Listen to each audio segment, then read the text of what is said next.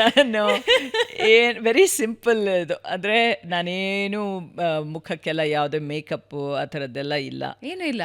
ಬರೀ ಅಫ್ಕೋರ್ಸ್ ನಾನು ಏನು ಮಾಯ್ಶ್ಚರೈಸರು ಸಿರಮ್ಮು ಅದು ಮಾಡ್ತೀನೋ ಬಿಟ್ಟರೆ ನಾನು ಏನಿರುತ್ತೆ ಆ್ಯಕ್ಚುಲಿ ನಿಮ್ದು ಏನು ಬ್ಯೂಟಿ ಇಲ್ಲ.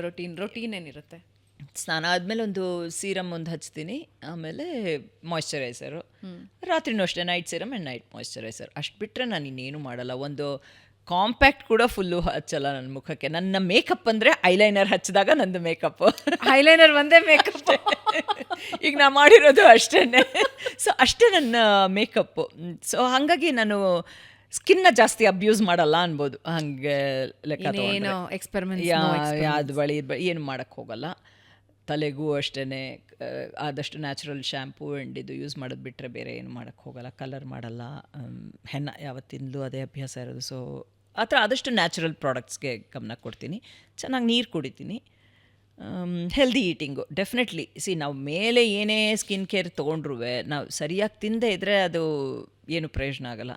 ಸೊ ಅದ್ರ ಬಗ್ಗೆ ಖಂಡಿತ ಗಮನ ಕೊಡ್ತೀನಿ. ಹೆಲ್ದಿ ಈಟಿಂಗ್ ಚೆನ್ನಾಗಿ ತರಕಾರಿ ತಿನ್ನಬೇಕು, ಪ್ರೋಟೀನ್ ತಿನ್ನಬೇಕು, ಇದು ಮಾಡಬೇಕು, ನೀರು ಕುಡಿಬೇಕು, ಅದೆಲ್ಲ ಮಾಡ್ತೀನಿ ಅಷ್ಟೇ. ಓಕೆ. ಸೊ ಬಾಹ್ಯ ಟಿಪ್ಸ್ ಆಯಿತು.